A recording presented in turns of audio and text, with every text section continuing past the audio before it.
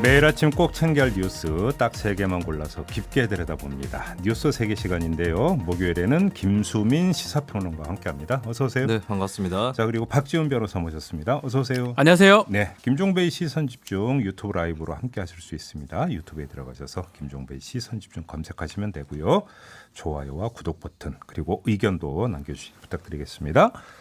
자, 첫 번째 뉴스 가보죠. 네, 황교안 미래통합당 대표가 N번방 사건에 대해서 언급한 것을 두고 네. 논란이 일고 있습니다. 네. 방송기자클럽 초청 토론회에서 26만 명 회원의 신상 공개가 가능한 것인가라는 질문에 대해서 호기심의 방에 들어왔다가 막상 보니 적절하지 않다 싶어서 활동을 그만둔 사람에게는 신상 공개 등에서 판단이 다를 수 있다라고 말을 한 건데요. 네. 방에 있었던 사람들을 두둔하는 거 아니냐 이런 비판이 자연스럽게 제기가 됐고요. 여기에 대해서 황 대표 측은 입장문을 내고 법리적 차원에서 양형의 다양한 고려가 필요하다는 일반론적인 얘기였다. 네. 이들 전원이 누구고 무슨 짓을 했는지는 국민 앞에 밝혀져야 한다라고 해명을 했습니다. 부적절한 발언이라고 봐야 되는 거죠. 호기심이요. 네. 법률가잖아요. 그리고 이거 지금 보도가 많이 돼서 어떤 식으로 가입이 되고 그 절차가 다 지금 다 알고 있어요. 많은 국민들이.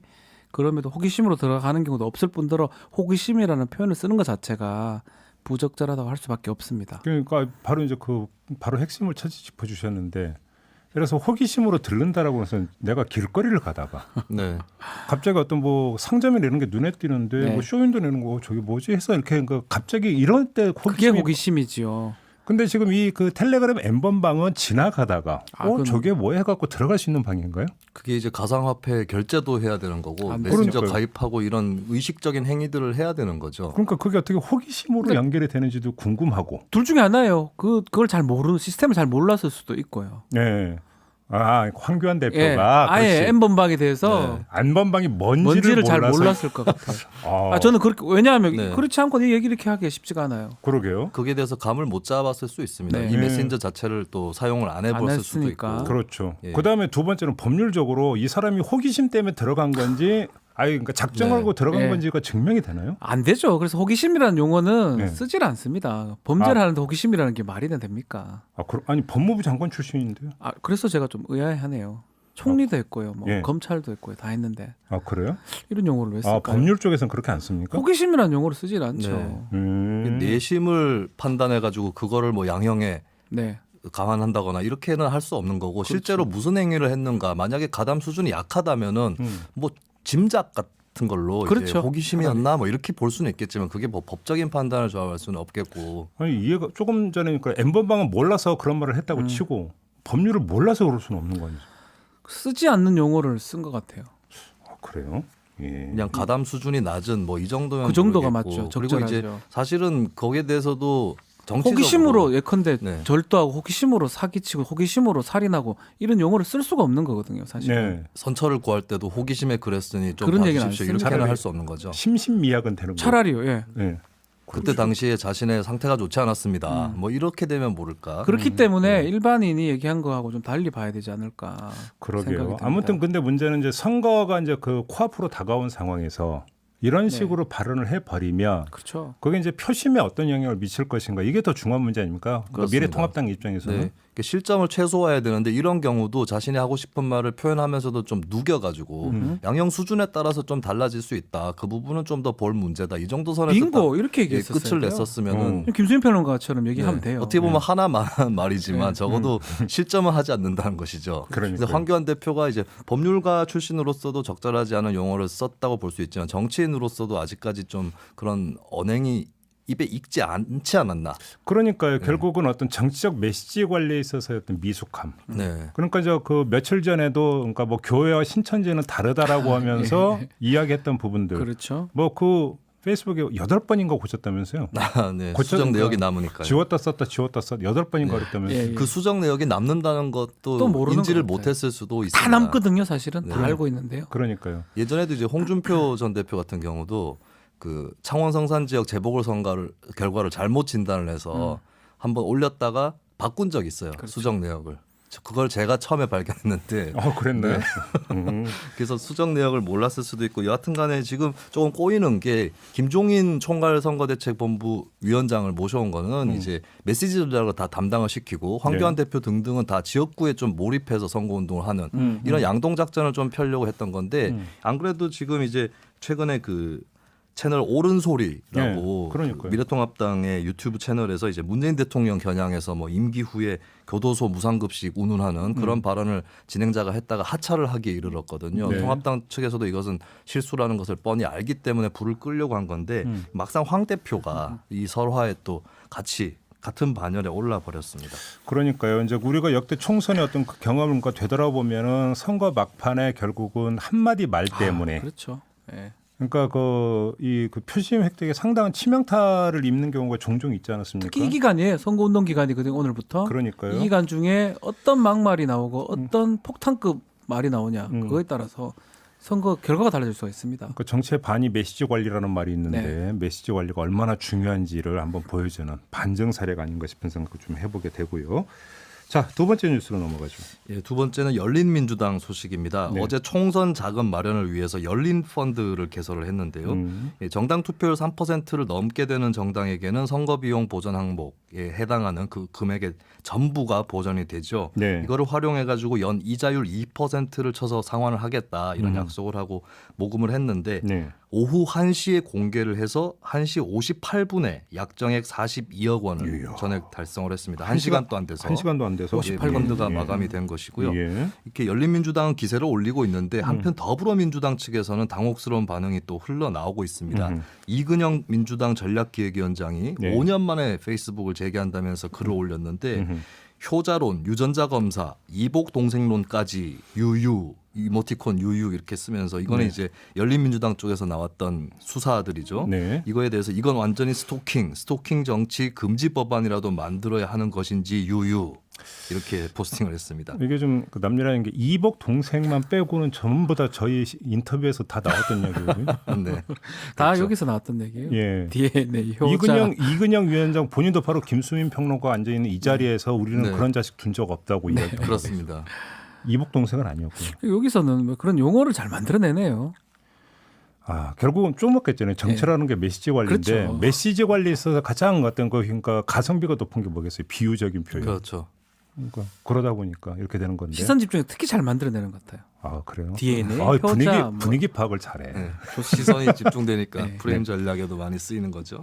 아무튼 이렇게 이제 그 이른바 적통 논쟁이 이제 뭔가 벌어지는 건데 이렇게 적통 논쟁, 적통 논란이 벌어지면 열린민주당 입장에서는 별로 나쁠 건 없을 거예요. 정치적으로 보면. 계속해서 마케팅 효과가 있는 거고 그렇죠. 이제 실제로 열린민주당 지지율이 처음 진입한 이후로 쭉 상승세인데 네. 이름이 알려지면 알려질수록 어쨌든 민주당의 핵심 열성 지지층이 있는 거니까 근데 그들도 이제 당명을 인지를 못하게 됐을 수 있는데 알려지는 효과는 있기 때문에 네. 일단 인지도와 함께 이제 지지도가 상승하는 그런 효과는 충분히 있을 것 같습니다. 그러니까요. 그래서 누군가는 그런 얘기를 하던데 열린민주당 막 이렇게 이제 이 적통 논쟁이 비니까 열린민주당은 홍길동당이라고 불러야 되는 거 아니에요.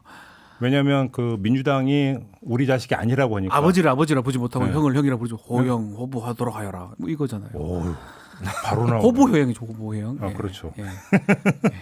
아무튼 이게 이제 결국은 이제 그 투표 날에서 이제 표심에 어떤 영향을 네. 미치고 투표 결과에 어떻게 이어질 것인가 이제 관심사는 여기에 있다고 봐야 그렇죠. 되는 거겠죠. 열린민주당이 아무래도 이제 다른 외연 확장 효과보다는 더불어시민당으로 갈 표들을 잠식하는 게 훨씬 크다 보니까 민주당에서 경계를 하는 것 같고요. 네. 그리고 일단 이제 민주당의 비례대표 후보들이 더불어시민당에 파견이 됐는데 예.